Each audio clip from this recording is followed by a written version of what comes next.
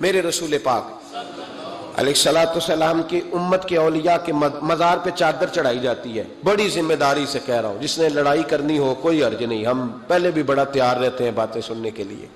اعلیٰ حضرت سے پوچھا گیا قبر پر چادر چڑھانی جائز ہے؟ فرمایا صرف ایک. فرمایا اگر بوسیدہ ہو جائے, پھٹ جائے, یا کسی کا بدلنے کا ارادہ ہو, ہوتا ہے نا تبرکن, وہ اتار لیتے ہیں تو نہیں. پھر فرمایا 2 چادریں قبر پہ چڑھانا جائز. یہ میرے اعلیٰ حضرت کا فتویٰ ہے. فاضل بریلوی فرمایا کرتے تیرا بڑا دل کرتا ہے نا تو اس چادر کے عوض 2 جوڑے خرید کے کسی غریب کو دے اور اس کا ثواب صاحب مزار کو دے دے. کتنی چادریں بولے؟ میں ایک جگہ پہ گیا تو اتنی قبر اونچی نہیں تھی جتنی چادریں تھیں, تو میں نے ان سے کہا اتار دو, دلیل بھی دی, کوئی نہ ماننے لگے. اب ہر آدمی کا اپنا مزاج ہے نا سوچنے سمجھنے کا. وہاں ایک ملنگ بیٹھا تھا جو زیادہ ہی سادہ تھا, میں نے کہا اتار دے چادریں, بابا جی کو کون سی سردی لگ رہی ہے جو اتنی چادریں ڈال دی, اتار دے. لیکن لوگ ماننے کو تیار نہیں ہوتے. ایک چادر چڑھائیں گے مزار پر, ہاں مزار پر پھول ڈالیں. میرے رسول پاک علیہ السلام گزر رہے تھے تو 2 قبروں کے پاس سے حضور کا خچر گزرا. خچر بدکا, حدیث بخاری ہے, خچر بدکا. سرکار اتر گئے. حضور نے فرمایا یہ خچر بھلا کیوں بدکا ہے میرا؟ ان 2 قبروں پہ عذاب ہو رہا ہے. قبروں کے اندر عذاب ہو رہا تھا.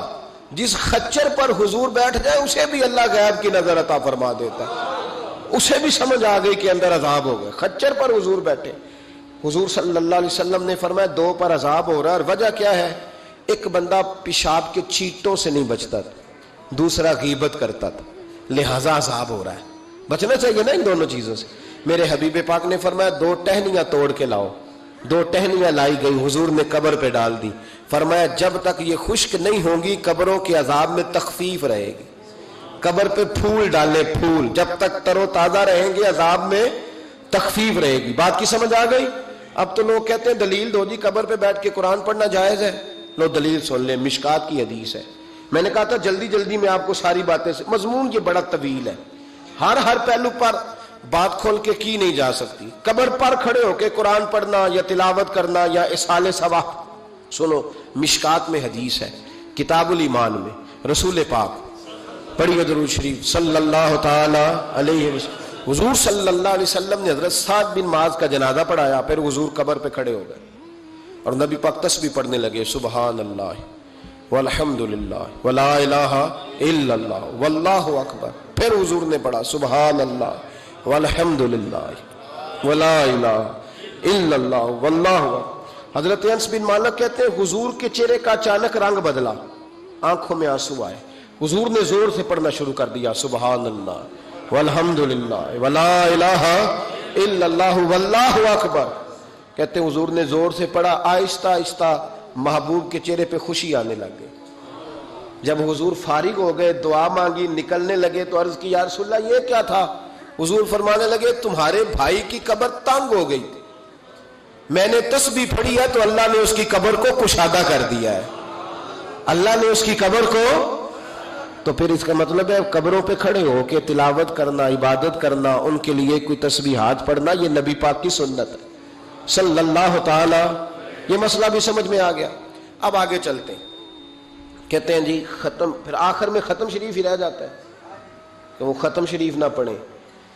اگر آپ مجھ سے میرا چھوٹا سا تجربہ پوچھیں نا, تجربے کی بات یہ ہے کہ اب ختم نہ دلانا فیشن ہے. اب یہ فیشن ہے کیونکہ اب لوگ کام وہ کرنا چاہتے ہیں جو باپ دادا نے نہ کیا ہو, تھوڑا سا انوکھا کام, ذرا سٹائل ذرا ہٹ کے.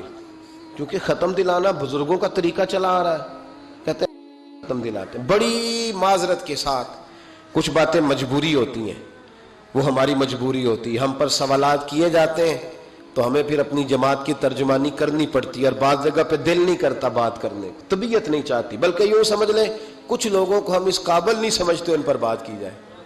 لیکن پھر بھی بات, جب سوال اٹھتا ہے تو بات کرنی. میں نے بڑا عرصہ پہلے کہا تھا کہ عیسائی ہو نا, غریب ماڑا, تو لوگ پوچھ لیتے ہیں اس کے ساتھ کھانا کھانا جائز ہے, پوچھ لیتے ہیں نا.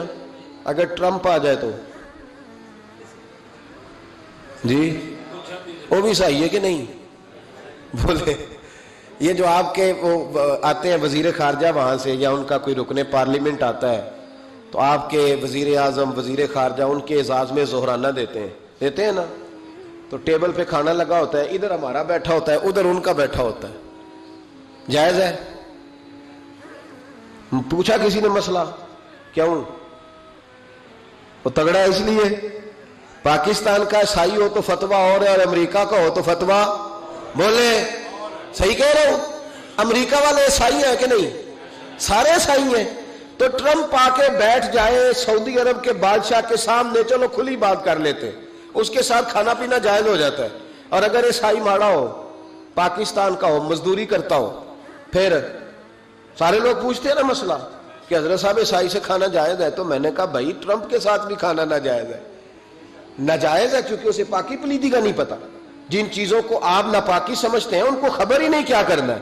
تو ہوتا یہ ہے کہ جب اب دیکھیں نا، کچھ عرصہ پہلے لاہور میں ایک بڑا جنازہ ہوا تھا، وہ لوگ جو کہتے ہیں نماز جنازہ کے بعد دعا نہ کرو، حرام ہوتی ہے، یعنی پہلے تو کہتے تھے ولیوں سے نہ مانگو، اب کہتے ہیں اللہ سے بھی نہ مانگو، یعنی جنازے کے بعد دعا یعنی اللہ سے بھی نہ مانگو۔ تو پہلے عام آدمی کے لیے فتویٰ اور تھا، لیکن اگر سابقہ وزیر اعظم کی بیوی کا جنازہ ہو تو پھر فتویٰ پھر کیسے جائز ہو گئی؟ اب دعا جائز ہے؟ یہ ظلم ہے، یہ امت کے ساتھ یہ زیادتی ہے۔ ابو داؤد کی حدیث ہے، رسول پاک علیہ السلام نے فرمایا جب تم جنازہ پڑھ لو تو فخلصوا لہ الدعاء، پھر مرنے والے کے لیے مخلص ہو کے دعا مانگو۔ مانگنی چاہیے نا۔ لوگ افتراق پیدا کرتے ہیں، فرق نہ، یہ درست نہیں ہے۔ امت کے اندر یہ آپ نے بات یاد رکھنی ہے، ہمیشہ سے اولیاء کے آراز کا سلسلہ ہے، عرس منائے جاتے ہیں، ان پر ختمات شریف ہوتے ہیں۔ اب ختم شریف کے حوالے سے سن لیں، رسول کریم علیہ السلام نے ہمیں ایک دعا بتائی ہے کھانا کھانا، کہتے ہیں آگے کھانا رکھ کے قرآن شریف نہیں پڑھنا چاہیے، کھانا کا آگے رکھ کے آپ بسم اللہ شریف پڑھتے ہیں؟ پڑھے ذرا، پڑھتے ہیں نا ماشاءاللہ؟ یہ قرآن پاک ہے کہ نہیں؟ تو روٹی جائز ہوئی کہ ناجائز ہو گئی؟ برکت والی ہو گئی۔ بلکہ حضور نے فرمایا جو بسم اللہ نہ پڑھے اس کے ساتھ تو شیطان شریک ہو جاتا ہے۔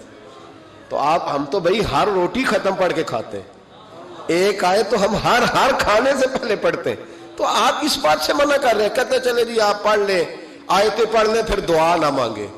لو سن لو، سامنے کھانا رکھ کے دعا، کس بات میں الجھ گئے یار؟ امت کو بڑی بات بتاؤ، دنیا بڑی آگے چلی گئی، انہیں آگے لے کے جاؤ، تم کیا کر رہے ہو؟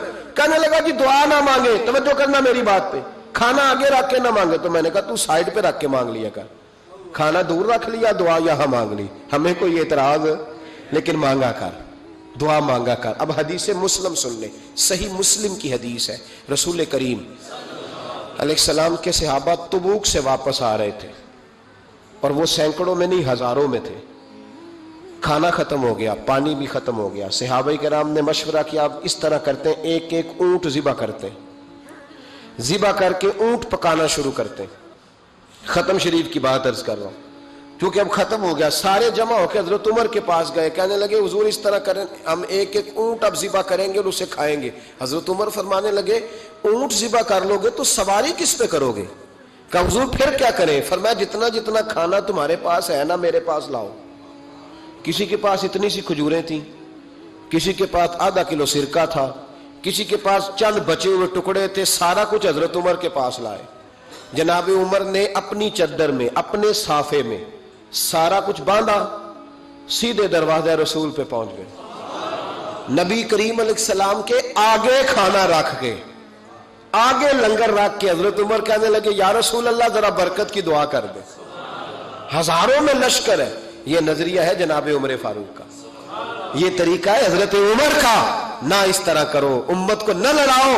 میرے رسول کریم علیہ السلام کے غلام نے، حضرت عمر نے کھانا آگے رکھا تو حضور مسکرائے، وہ حضور کہنے لگے عمر تو طے تک ہی پہنچ گیا ہے۔ حضور مسکرائے اور مسکرا کے محبوب نے ہاتھ اٹھائے، دعا فرمائی۔ حضرت عمر کہتے ہیں جب میں اٹھا کے لے گیا تو وزن اس کا اتنا ہی تھا، جب میں لایا تھا جتنا وزن تھا، وزن بعد میں بھی اتنا ہی تھا۔ فرماتے میں نے وہ کھول دیا، اتنا سا کھانا تھا، میں نے کہا لو بھی کھاتے جاؤ۔ کہنے لگے ہزاروں کے لشکر نے کھا لیا کھانا پھر بھی بچ گیا. فرمانے لگے واپس مدینے آنے تک ہم کھاتے رہے پر وہ کھانا ختم نہیں ہوا. یہ ہے کھانا آگے رکھ کے دعا کرنے کی برکت. یہ ہے کھانا آگے رکھ کے یہ دعا کرنے کی برکت ہے. کھانا آگے رکھ کے. درویشوں کا لنگر کبھی ختم نہیں ہوتا. درویشوں کا لنگر کن کا میں کن فصلہ ٹے کن ہووے بخت سواللہ دنیا آوے کھا کھا جاوے راضی ہووے بلا. درویشوں کا کبھی لنگر ختم تو جاری رہتا ہے. ان کے آستانوں پہ ہمیشہ لنگر ختم شریف پڑھنا، اصالِ ثواب کرنا، یہ ہمارا طریقہ ہے.